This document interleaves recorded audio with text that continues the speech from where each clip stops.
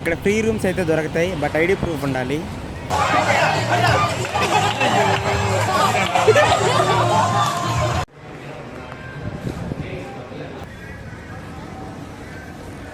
Hello guys, తమిళ చూసి fake అనుకోవద్దు, ఇది 100% కరెక్ట్. ఇక్కడ రూమ్స్ అయితే ఫ్రీగా ఇస్తారు ఏపీ స్టేట్ వాళ్ళకి, బట్ ఐడి ప్రూఫ్ అయితే ఉండాలి, ఆధార్ కార్డు ఉండాలి ఖచ్చితంగా. ఇది గుర్తుపెట్టుకోండి. ఫుల్ డీటెయిల్స్ అయితే వీడియోలో చెప్తాను, ఎక్కడ స్కిప్ చేయొద్దు, లాస్ట్ వరకు చూడండి. మనం ఇప్పుడు దక్షిణ భారతదేశంలోనే అత్యంత ప్రధానమైన మరియు విలువైన రైల్వే స్టేషన్లు అయితే ఉన్నాం. దీని పేరు చెన్నై సెంట్రల్ రైల్వే స్టేషన్. దీని పూర్తి వివరాలు ఒకసారి మీకు పూర్తి డీటెయిల్గా చెప్తా, ఒకసారి బాగా వినండి. చెన్నై సెంట్రల్ రైల్వే స్టేషన్ అనేది 1873లో జార్జ్ హార్డింగ్ అనే వ్యక్తి నిర్మించాడు దీన్ని. ఇది చెన్నైలోనే కాకుండా మన దక్షిణ భారతదేశం మొత్తంలో అత్యంత ప్రధానమైనది. ఇది చూడడానికి కూడా చాలా విజువల్ చాలా బాగుంటాయి, ఫొటోస్ కూడా బాగా తీసుకోవచ్చు. అండ్ ఇంకొకటి ఏంటంటే ఇక్కడి నుంచి దాదాపుగా 3,50,000 మంది రోజు ప్రయాణిస్తూ ఉంటారు ఈ చెన్నై సెంట్రల్ రైల్వే స్టేషన్ నుంచి. ఇంకొకటి ఏంటంటే ఈ రైల్వే స్టేషన్ నుండి దాదాపుగా రోజుకి 864 ట్రైన్లు అయితే వెళ్తూ ఉంటాయంట. మనం ఎంక్వైరీ చేస్తే దాన్ని అతను ఎంక్వైరీ ఆఫీసర్ అయితే చెప్పాడు, రోజుకే దాదాపుగా 864 రైళ్ళు అయితే వెళ్తూ ఉంటాయి. ఇదే సెంట్రల్ రైల్వే స్టేషన్లోని బుకింగ్ పాయింట్ ఇది. ఇక్కడికి వచ్చి మనం ఎక్కడికి వెళ్ళాలో అని బుక్ చేసుకోవాలి. ఇక్కడికి వచ్చి మర్చిపోకండి, ఎక్కడ అని కన్ఫ్యూజన్ అవుతూ ఉంటారు. ఇది రైట్ సైడ్ ఉంటుంది. ఇది చెన్నై సెంట్రల్ రైల్వే స్టేషన్కి ఆపోజిట్గా పార్క్ స్టేషన్ అయితే ఉంటుంది.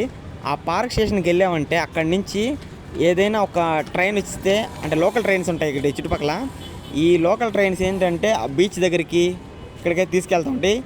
ఛార్జ్ అయితే చాలా తక్కువ, 5 rupees and 10 rupees and 50 rupees అట్లా వేస్తూ ఉంటారు. ఇట్లాగే స్ట్రైట్గా నడుచుకుంటూ వెళ్తూ ఉండాలి. నడుచుకుంటూ వెళ్ళామంటే పార్క్ స్టేషన్ అయితే వస్తుంది. పార్క్ స్టేషన్లో చెప్పుకోదగ్గ విషయం ఏంటంటే లోకల్ ట్రైన్స్ అయితే తిరుగుతూ ఉంటాయి, చూడడానికి అవి చాలా బాగుంటాయి. అండ్ ఇంకొకటి ఏంటంటే అక్కడ టాయిలెట్స్ అయితే అవైలబుల్గా ఉండవు. ఇదే మిస్టేక్ ఇది, అంటే లోకల్ ట్రైన్స్ కదా, టాయిలెట్స్ అయితే అవైలబుల్గా ఉండవు. సో మనం జాగ్రత్తలు తీసుకొని అయితే ముందుగా జాగ్రత్తలు చూసుకొని తర్వాత ట్రైన్ ఎక్కాలి.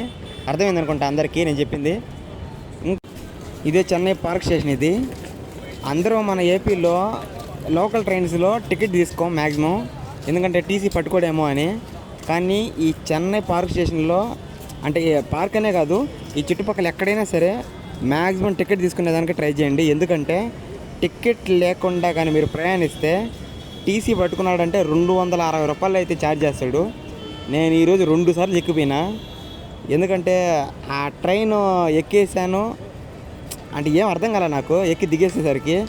సో నేను 2 సార్లు అయితే ఫైన్ కట్టా. అండ్ ఇంకొకటి ఏంటంటే ఫైన్ ఒక్కసారి కట్టితే ఆ డే అంతా మీరు తిరగచ్చు అంట, పూర్తిగా తిరగచ్చు. ఇంకెక్కడ మనల్ని ఎవరు ఆపరు అడగరు. నాకు ఆ విషయం తెలియదు.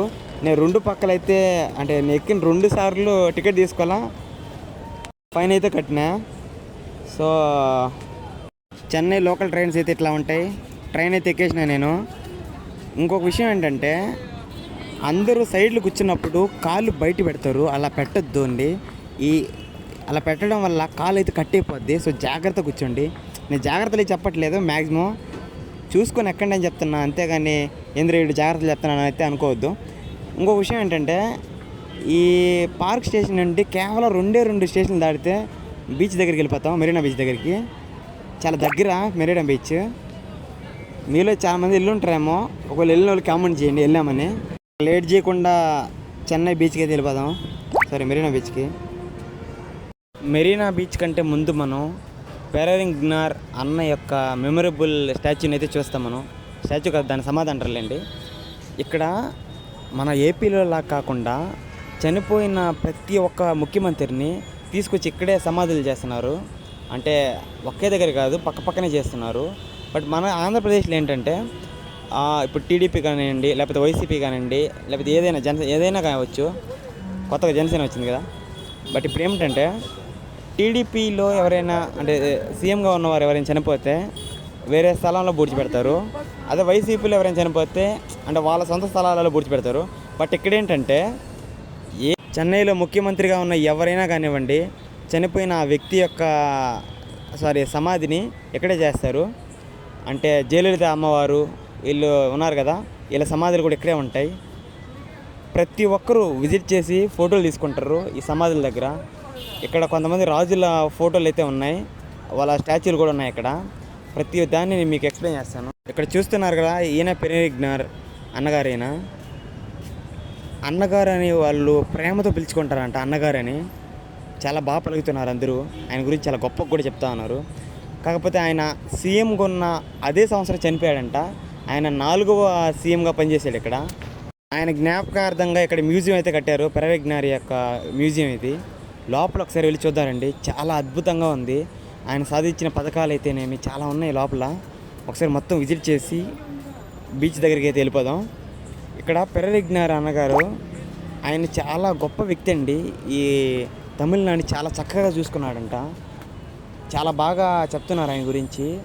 ఆయన 4వ ముఖ్యమంత్రిగా ఉన్నప్పుడు ఆయన ఉన్న చివరి రోజులే అంటవి, అప్పుడే చనిపోయాడు ఆయన, పెరవిగ్నార్ అన్నగారు. అండ్ ఇంకొకటి ఏంటంటే, ఆయన చాలా బుక్స్ అయితే రాసున్నారు, తమిళ్లో రాసున్నారు, తెలుగులో లేవు అవి. ఆయన అదిగాక విదేశాల్లో చాలా తిరుగున్నారు. ఆ ఫోటోలు ఇంకా చాలా ఉన్నాయి ఆయనకి సంబంధించినటివి. నిజంగా చాలా గొప్ప వ్యక్తి అయిన పెరవిగ్నార్ అనే వ్యక్తి. సో నాకు తెలిసినంత వరకు అందరి సీఎంలలో, అంటే తమిళనాడులో చెప్తున్నా ముందుగానే, అందరి సీఎంలో కల్లా తమిళనాడులో కొంచెం గొప్ప వ్యక్తి ఈయన. అమ్మగారని జయలలిత గారిని అయితే పిలుస్తారు. సో వాళ్ళకి అంత గొప్ప పేర్లు అయితే ఉన్నాయి ఈ తమిళనాడులో. ఇదే పెరవిగ్నార్ యొక్క బంగారు స్టాచ్యూ ఇది. సరే, ఇక లేట్ చేయకుండా బీచ్కి అయితే వెళ్ళిపోదాం. ఇగో చూడండి, ఇంకా చాలా పెరవిగ్నార్ అనగా సమాధి చూసాం కదా. ఇక నడుచుకుంటూ అమ్మగారి దగ్గర సమాధికి అయితే వెళ్ళిపోదాం. అమ్మవారు అనే పేరు ఎందుకు వచ్చిందంటే, ఇక్కడ జనాల్ని ఆవిడ సీఎంగా ఉన్నప్పుడు చాలా బాగా చూసుకుందంట, చాలా నిర్మించింది, కట్టడాలు కూడా చాలా జరిగాయంట ఇక్కడ. అందుకని ఆమెని అమ్మవారు అని పిలుస్తూ ఉన్నారు, అమ్మ అని పిలుస్తారు. అన్న అని పెరవిగ్నార్ని, అమ్మ అని జయలలిత గారిని పిలుస్తారు. ఈ జయలలిత గారి సమాధి పక్కనే ఎంజీఆర్ సమాధి అయితే ఉంటుంది. ఈసారి వచ్చినప్పుడు ఈ 2 సమాధులను ఖచ్చితంగా చూడండి. వాళ్ళ గురించి వాళ్ళ ఆల్బమ్స్ ఉంటాయి, మ్యూజియం ఉంటుంది, చూడడానికి చాలా బాగుంటుంది. చుట్టుపక్కల మొత్తం ఎన్విరాన్మెంట్ మొత్తం కూడా చాలా బాగుంటుంది, పార్క్లా ఉంటుంది చూడడానికి. ఖచ్చితంగా ఈసారి వచ్చినప్పుడు చూడండి ఈ పార్క్ని. అండ్ దీనికి పక్కనే ఉంటుంది మనకు చెన్నై బీచ్, అదే మెరీనా బీచ్. ఇప్పుడు మెరీనా బీచ్ దగ్గరికి వెళ్తా ఉన్నాం. ఫస్ట్ అమ్మగారి సమాధి అయితే చూసుకున్నాం, తర్వాత వెళ్దాం కదా. ఎంజీఆర్ సమాధి అని ఇదే అది. చూడండి, దగ్గరికి వెళ్దాం రండి ఒకసారి. చాలా బాగుంటుంది చూడడానికి. ఇంకా దీనికి కొంచెం ముందే జయలలిత అమ్మగారి సమాధి అయితే ఉంటుంది. ఈ సమాధులకి చుట్టుపక్కల ఉన్న డెకరేషన్ చేసి ఉంటారు, చాలా బాగుంటుంది డెకరేషన్ అది. ఫోటోలు తీసుకోవడానికి చాలా. దీనికి కొంచెం ముందరే జయలలిత అమ్మగారి సమాధి అయితే ఉంటుంది. ఇప్పుడు అమ్మగారి సమాధి దగ్గరికి మనం వెళ్తా ఉన్నాం. ఇక్కడ ఫొటోస్ కూడా బాగా తీసుకుంటారు. ఇక్కడ కెమెరామెన్ కూడా ఉంటాడు. ఇక్కడ మీకు ఏదైనా ఫోటోలు కావాలో తీస్తాడు. ఇక్కడ 50 రూపీస్ ఛార్జ్ చేస్తాడు. ఇక్కడ నుంచి స్ట్రైట్గా నడుచుకొని వెళ్ళామంటే అమ్మగారి సమాధి దగ్గరికి అయితే వెళ్ళిపోతాం మనం. అమ్మగారు ఆవిడ చనిపోయినప్పుడు మనందరూ తెలిసిందే, చాలామంది ఏడ్చారు ఆమె చనిపోయినప్పుడు. అసలు హాస్పిటల్లో చనిపోయారు ఆవిడ. ఇంకా నడుచుకుంటూ ముందుకు వెళ్ళామంటే సమాధి చూస్తాం మనం. ఫోటో చాలా పెద్దది ఉంటుంది ఇక్కడ, ఆవిడది చాలా పెద్దది ఉంటుంది, దాదాపుగా ఒక స్క్రీన్ అంత ఉంటుంది. ఇదే అమ్మగారి సమాధి, జయలలిత అమ్మవారు. చూడండి ఎంత అందంగా ఉన్నారో, చాలా బాగుంటారు ఈవిడ చూడడానికి కూడా. ఆవిడ పరిపాలన కూడా అలాగే ఉండింది. ఇక లేట్ చేయకుండా మెరీనా బీచ్కి వెళ్ళిపోదాం. ఎక్కడి నుంచి స్ట్రైట్గా నడుచుకుని వెళ్తా ఉంటే చుట్టుపక్కల మొత్తం చాలా షాప్స్ అయితే వస్తాయి. లోపల చిన్నపిల్లలు ఆడుకోవడానికి చాలా రకాల బొమ్మలు అయితే ఉంటాయి. అది కాకుండా చిన్న గన్ షాట్లు అయితే ఉంటాయి. ప్రతిదీ అంటే మనం ఏదైనా ఆడుకోవాలనుకున్నా కూడా 50 రూపీస్ ఛార్జ్ చేస్తున్నారు ఇక్కడ. ప్రతిదీ కూడా లోపల బీచ్ దగ్గర ఈ పక్క బెలూన్స్ కట్టున్నారు కదా, అక్కడ 50 రూపీస్ ఛార్జ్ చేస్తారు. 10 బుల్లెట్స్ వస్తాయి, గన్నుతో వాటిని కాల్చాలి. నేను కూడా ట్రై చేసాను, చాలా బాగుంది. బీచ్ దగ్గరికి అయితే వచ్చేసాము. ఈ పక్కన గుర్రాలు కనిపిస్తున్నాయి కదా, ఈ గుర్రాలు ఎట్లా ఛార్జ్ చేస్తారంటే 50 రూపీస్ ఛార్జ్ చేస్తారు ఒక్కొక్క గుర్రానికి. అంటే అంటే మనం రైడింగ్ ఏం చెయ్యం, మన వెనకాల ఒకరు ఎక్కుతారు. కొంచెం నడుచుకుంటూ ముందరికి వెళ్ళేసి మళ్ళీ వచ్చేయచ్చు. ఈ బీచ్లో చిన్న చిన్న ఇసుక గోడలు చాలా బాగుంటాయి చూడడానికి. సముద్రం చాలా పొడవుగా ఉంటుంది చూడడానికి. అంతేకాకుండా ఎక్కువ మంది ఇష్టపడతారు ఇక్కడ రావడానికి కూడా. ఈ చెన్నైలో దాదాపుగా 10 బీచ్లు అయితే ఉంటాయి దగ్గర దగ్గర. అయినా కూడా మెరీనా బీచ్, గోల్డెన్ బీచ్ చాలా బాగుంటాయి ఇవి 2 చూడడానికి. ఖచ్చితంగా ఈసారి వచ్చినప్పుడు విజిట్ చేయండి, మంచి ప్లేస్ ఇది. ఇంకో విషయం ఏంటంటే ఇక్కడ అంటే పోలీసులు ఎప్పుడు తిరుగుతూ ఉంటారు, కొంచెం ముందరికి వెళ్ళకూడదని. సో మనం జాగ్రత్తలు తీసుకొని అయితే మునగాలి ఇక్కడ. ఇక్కడ చూడండి ఎంత అందంగా ఉందో. మెరీనా బీచ్ చాలా బాగుంటుంది చూసేదానికి. ఈ చుట్టుపక్కల మొత్తంలో ఇక్కడ చిన్నపిల్లలు, సముద్రం చాలా అందంగా ఉంటుంది చూడడానికి. చూడండి ఎట్లా ఉందో, ఆ ఫీల్ తెలుస్తూ ఉంటుంది. ఎప్పుడు కూడా మన సముద్రం దగ్గరకు వచ్చి కూర్చున్నామంటే కాసేపు వారం మొత్తం తగ్గిపోయినట్టు అనిపిస్తుంది.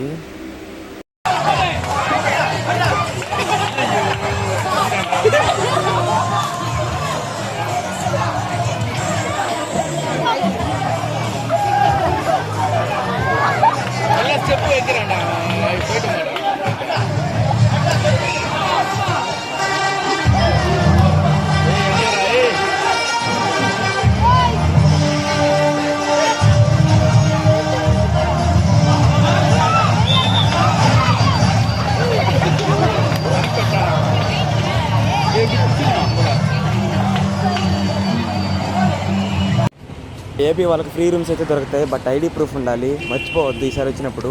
హోటల్స్ అట్లాంటివి బుక్ చేసుకోకుండా ఇట్లాంటి సత్రాల్లో ఉండాలని ట్రై చేయండి. చాలా బాగుంటుంది, లోపల రూమ్స్ కూడా బాగుంటాయి. ఖచ్చితంగా ఈసారి వచ్చినప్పుడు ఇక్కడ ఉండడానికి ట్రై చేయండి. ఎందుకు అనవసరం డబ్బులు ఖర్చు పెట్టుకోవడం.